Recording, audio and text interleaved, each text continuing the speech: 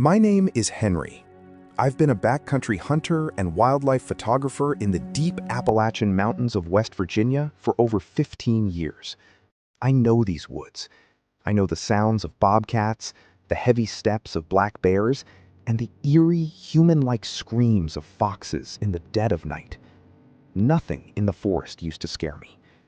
But 3 weeks ago, I set up a network of modern cellular trail cameras on Ridge 14, a heavily restricted, deep wilderness sector of the national park where hikers constantly vanish without a trace. And the photos those cameras beamed back to my phone shattered my sanity. It started in early November. I had rented an isolated, off-grid cabin on the edge of Ridge 14 to track the migration of a legendary, massive white stag. To cover the area, I placed 5 state-of-the-art trail cameras. These cameras were equipped with infrared night vision and motion sensors. Whenever something walked past them, they would instantly upload the photo to a cloud server and send a ping to my laptop inside the cabin. For the first 2 nights, everything was normal. I got photos of raccoons, deer, and the occasional owl. But on the 3rd night, at exactly 3 a.m., my laptop let out a sharp digital chime. Ding! I woke up, rubbed the sleep from my eyes, and pulled the laptop onto my lap. The notification was from camera 5, the furthest camera, placed deep inside a dark, rocky gorge about 2 miles away. I opened the image. It was a high-resolution, infrared black and white photo. In the dead center of the frame, standing amidst the twisted pine trees, was a figure. It was too tall to be human, easily 7.5 feet. It was unnervingly thin, with skeletal, elongated limbs that bent at slightly unnatural angles. It was completely naked, its skin a pale, sickly gray that seemed to absorb the infrared light. But the most chilling part? It had no face. Where eyes, nose, and a mouth should have been, there was nothing but a smooth, featureless mask of flesh. My breath caught in my throat. I stared at the screen for a long time, trying to convince myself it was a glitch, a strange shadow, or a double exposure. 10 minutes later, another chime echoed through the silent cabin. Ding! This time, it was camera 4. This camera was located half a mile closer to my cabin. I opened the file. My heart violently dropped into my stomach.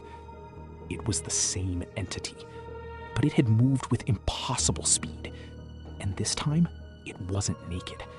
It was wearing a tattered, dark plaid flannel shirt. My blood turned to pure ice. That was my flannel shirt. I had lost it on the trail 2 days ago. The creature had found it. It was wearing my clothes, and it was walking directly toward my cabin. I scrambled out of bed, grabbing my 12-gauge shotgun from the corner of the room. I locked the heavy wooden cabin door and secured the window latches.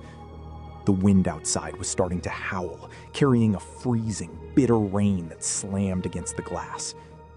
The woods were pitch black, swallowed by a dense, suffocating mountain fog. At 3:30 a.m., the laptop chimed again.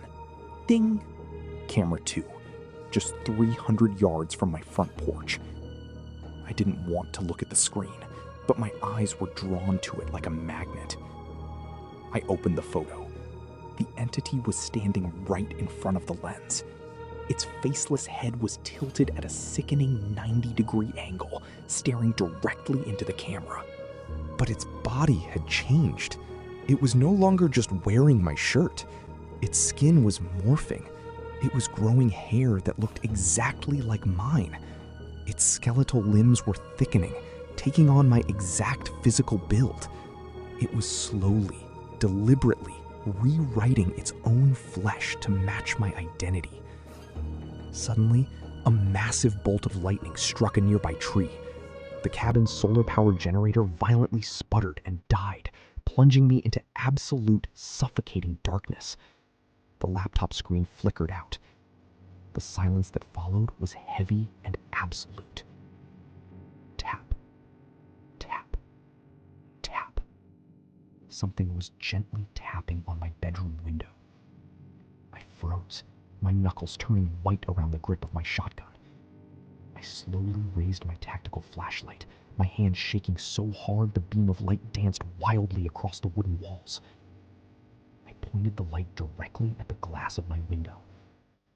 Standing on the porch, right outside the glass, was the creature. But it wasn't faceless anymore. The pale gray skin had completely morphed. Looking back at me through the rain-streaked glass was my own face. My eyes, my nose, my beard, my scar. It was a perfect, identical clone of myself. But the expression was entirely wrong. It didn't look like a human being. The eyes were wide, unblinking, and dead, like a doll's eyes. And its smile? Its smile was a terrifying, jagged tear that stretched literally from ear to ear, exposing rows of sharp, needle-like teeth. Suddenly, my phone on the nightstand buzzed. It was a text message. I looked down. The text was from my own number. It read, "Open the door, Henry. I'm freezing. Let me inside my house." Before I could process the terror, the speaker of my dead laptop violently roared to life with a burst of static. Scritch, scratch. A voice came through. It was frantic, crying, and begging for help. Help! Someone help me! I'm trapped in the woods on Ridge 14. There's something chasing me. It was my voice. The creature outside was mimicking my vocal cords, but the sound was glitched, like a skipping audio track. It would scream, then pause, then scream the exact same sentence with the exact same pitch. "Henry, let me in," the voice whispered from the speaker. "I just want to use your life." The creature on the porch began to violently throw its weight against the wooden door. Bang! Bang! Bang! The hinges groaned. The glass in the window began to crack. Driven by pure survival instinct, I raised my shotgun and fired twice, directly through the window. The blast shattered the glass into a million pieces, echoing like thunder in the small room. I heard a wet, heavy thud on the porch, followed by a sickening, mechanical screech that sounded like a dozen broken radios playing full-volume static. I didn't wait to see if it was dead. I scrambled out of the broken window, tumbled into the freezing mud, and ran blindly into the dark forest. I ran for miles through the thorns and rocks, my clothes tearing, my body covered in blood and sweat. I didn't look back, but I could hear it.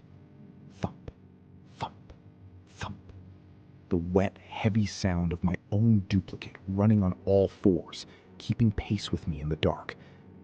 Suddenly, the darkness broke. I saw the bright headlights of a park ranger's patrol vehicle parked on the logging road. I screamed, waving my arms, and collapsed onto the hood of the car. The ranger ran out, pulling me into the warm, safe cabin of his vehicle. He wrapped a blanket around my shoulders and handed me a cup of hot coffee. He put the car in drive, telling me I was safe now and that they would take me to the county hospital. I let out a massive, shuddering sob of relief. The nightmare was over. I had escaped Ridge 14. We arrived at the ranger station at dawn. The warm, golden sun was finally rising over the mountains. I walked into the station's restroom to wash the blood and mud off my face. I turned on the faucet, splashed the freezing water over my eyes, and grabbed a paper towel. As I wiped my face and looked up into the large bathroom mirror, my heart completely stopped. My body went entirely numb. The paper towel slipped from my limp fingers. The reflection looking back at me had my flannel shirt, my build, and my watch. But my face was gone. In its place was a smooth, featureless mass of pale gray skin. No eyes, no nose, no mouth. Just a blank canvas. I tried to scream, but I had no mouth to form the sound. Only a wet, suffocating wheeze left my throat. Suddenly, from the other side of the glass, the reflection raised its hand and pressed its palm against the mirror. A terrifying, wide mouth filled with needle-like teeth ripped open across the smooth flesh. It smiled a sinister, mocking smile and spoke in my perfect, original voice. "Thanks for running all the way here, Henry. Your skin feels so warm in the sun." I realized the horrifying truth too late. The park ranger had never saved me. I had never left the cabin. The entity had glitched my mind, creating a false reality to make me think I was safe, forcing me to let my guard down while it stripped my face in the dark. And now, I am the one trapped on the other side of the glass, looking out into a world that no longer belongs to me, while a faceless monster walks out of the station wearing my skin.